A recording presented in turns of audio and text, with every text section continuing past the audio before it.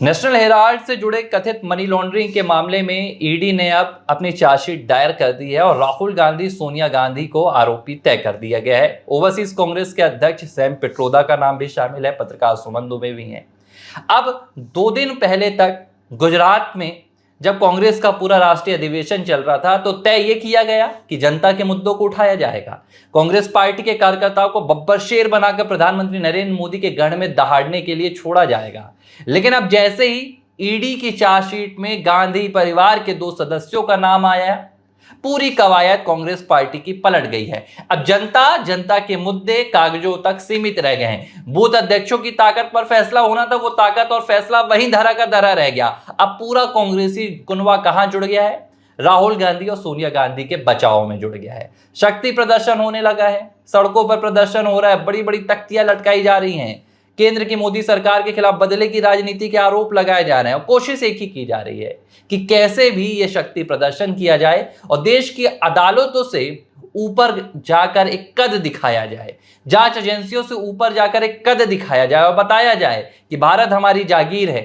गांधी परिवार के खिलाफ ना तो कोई जांच एजेंसी काम कर सकती है, ना ही कोई न्यायपालिका। ये किस तरह का शक्ति प्रदर्शन है? चार्जशीट में नाम आया है। चार्जशीट की तो आप छोड़िए, खात्मा होना 2012 की शिकायत है और 14 पे मोदी सरकार आई। मतलब आपके पास करीब एक से 1.5 साल का समय था जब आप जो डॉक्टर सुब्रमण्यम ने शिकायत की थी, उस शिकायत पर आप चाहते, आपको लगता आपकी ताकत थी, उस ताकत का आप पूरा उपयोग कर सकते थे और शिकायत का खात्मा करके आप ट्रायल कोर्ट में ईडी को भेज सकते थे कि भाई खात्मा लगा दीजिए, कोई शिकायत में तथ्य नहीं पाए गए, किसी प्रकार का मामला नहीं बनता है।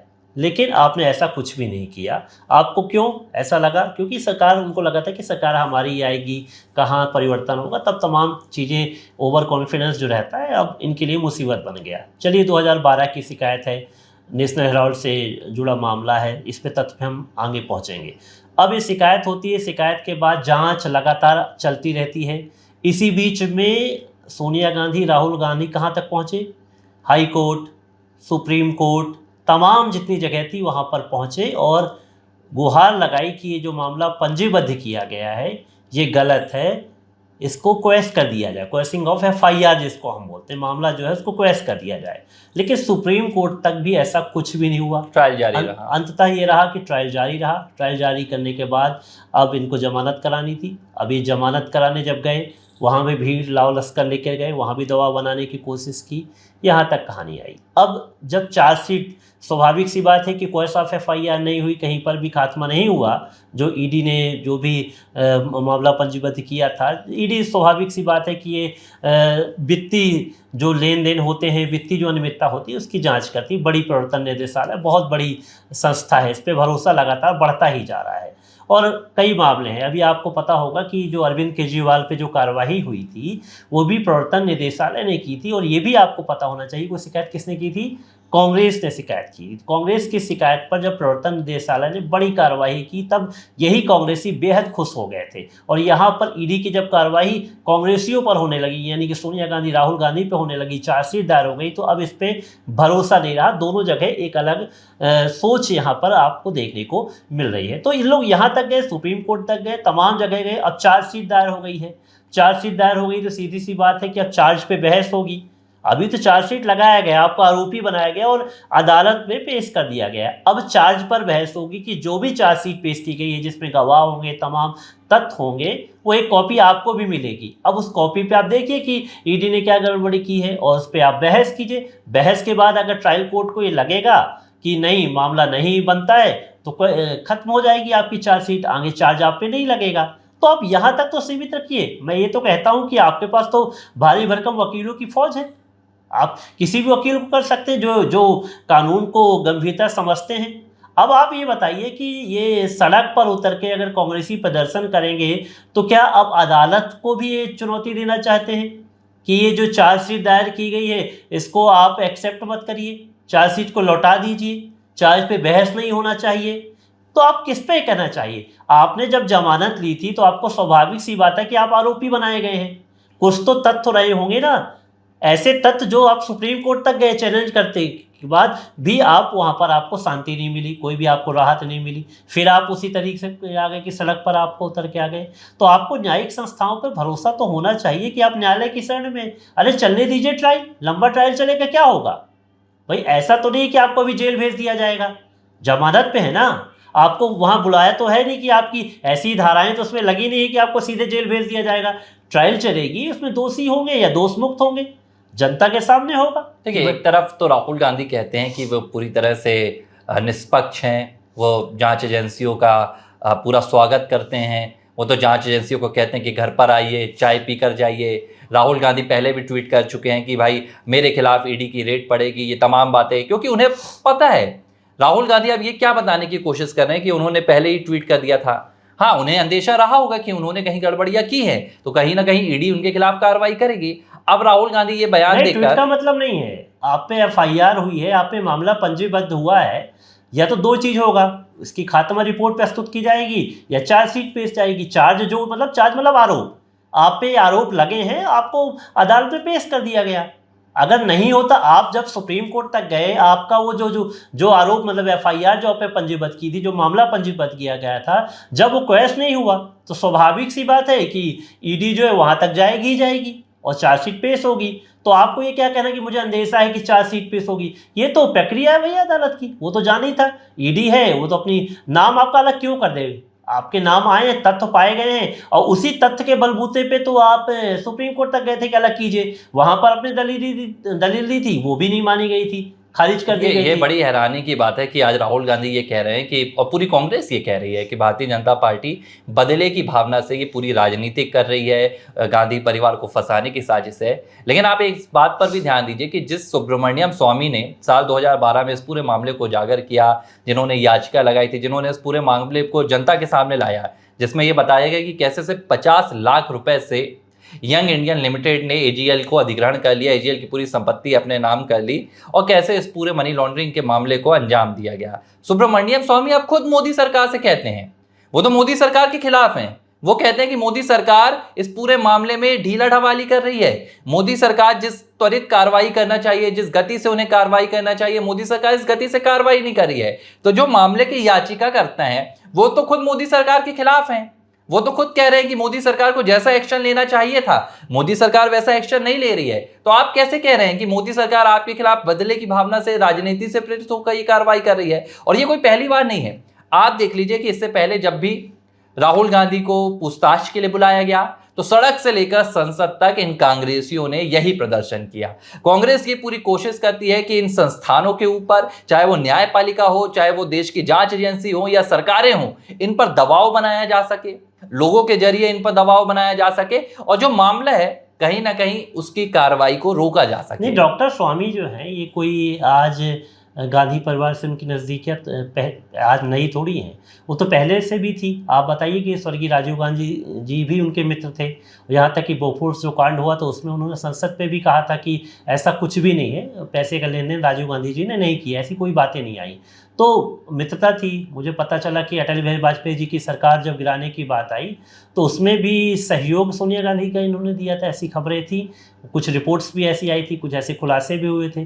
तो आप ये मान लीजिए कि नज़दीकियाँ तो डॉक्टर स्वामी की गांधी परिवार के साथ भी थी। तो अगर ये शिकायत हुई है तो इसमें कुछ तो बात थी जो उन्होंने शिकायत की है। अब देखिए इसमें है क्या कि नेशनल जो हेराल्ड है कि ये बड़ी कंपनी है, और इस बड़ी कंपनी पे जो करीब जो शेयर होल्डर थे, शेयर होल्डर्स की जो सहमति होती है, खासकर जब आप कभी किसी संपत्ति को बेचते हैं, शेयर को बेचते हैं, सबकी किसी चीज़ की सहमति लेना बेहद आवश्यक होता है, लेकिन आपने सहमति नहीं ली तो ये विवाद बढ़ा है। अब एक यंग इंडिया जो एक यंग इंडियन लिमिटेड जो कंपनी थी जिसमें कहा जाता है कि 76% जो हिस्सेदारी थी राहुल गांधी और सोनिया गांधी थी, और आपने बहुत कम उसमें उनको फॉरवर्ड की ये तमाम जो संपत्तियां शेयर होल्डर, वही तो बात है तो ना। आपने लाभ तो लिया ना इस चीज़ों का। राहुल गांधी, सोनिया गांधी और पूरा कांग्रेस जो कुनबा है वो इस बात का जवाब ही नहीं दे पा रहा है कि आपने ऐसा किया क्यों। आपने 90 करोड़ रुपए कांग्रेस ने जब एजीएल को दिए थे, लोन के तौर पर दिए थे, और उसके बाद आपने, तो इस पर तो सीधे तौर पर सुब्रमण्यम स्वामी का यही कहना है कि जो हेराल्ड हाउस है उसकी जो 2000 करोड़ रुपए की संपत्ति है, इस 2000 करोड़ रुपए की संपत्ति को हासिल करने के लिए ये पूरी कंपनी बनाई गई, यंग इंडिया लिमिटेड बनाई गई। राहुल गांधी इसके मैनेजिंग डायरेक्टर थे। 38% शेयर राहुल गांधी और सोनिया गांधी के पास थे। बचे हुए शेयर मोतीलाल वोहरा और जॉर्ज फर्नांडिस के नाम थे, उनके पास थे। और ये कैसे सिर्फ 5 लाख रुपए की बनी एक कंपनी से 50 लाख रुपए देकर आपने सैकड़ों करोड़ की जो संपत्ति है, हजारों करोड़ की संपत्ति, वो हासिल कर ली। अब जब मामले में जांच हो रही है तो अगर आप निष्पक्ष हैं, जो पक्ष कांग्रेस पार्टी प्रेस कॉन्फ्रेंस में रख रही है, जो पक्ष कांग्रेस पार्टी जनता के सामने रख रही है, सवाल ये उठ रहा है कि वो पक्ष कांग्रेस पार्टी जाकर अदालत में क्यों नहीं रखती। बहुत विधिवेता भी थे इसमें, जो शेयर शांति भूषण लोगों ने भी आपत्ति जताई थी। मार्कंडेय काटजू जैसे जो पूर्व सीजीआई चीफ पूर्व जज रहे हैं, उन्होंने भी शेयर लिए थे इसके।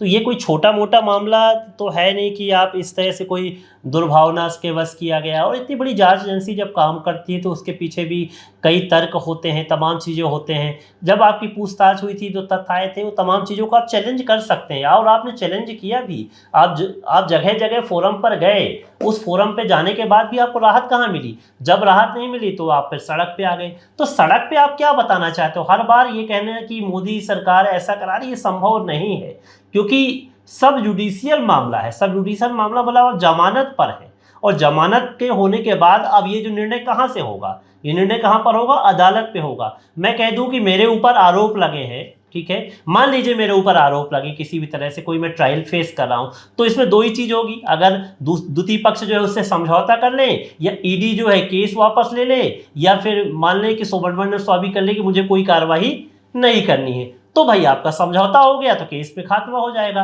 लेकिन जब आरोप लगाए गए, उसकी पूरी जांच हुई, जांच होने के बाद आप पर मामला पंजीबद्ध हुआ, रजिस्टर्ड होने के बाद आप ट्रायल कोर्ट में गए और चार्जशीट वहाँ दायर हो गई। तो अब चार्जशीट दायर होने के बाद अब उस पर आरोप तय होंगे, आरोप तय होने के बाद ट्रायल चलेगी। ट्रायल चलने के बाद आप बात बहस कीजिए ना, आपके पास बड़े बड़े वकील है, जाएंगे, वकील साहब जाएंगे, बात करेंगे। अब जनता के सामने आप बताएंगे मोदी सरकार ऐसा करी, तो क्या करे मोदी सरकार?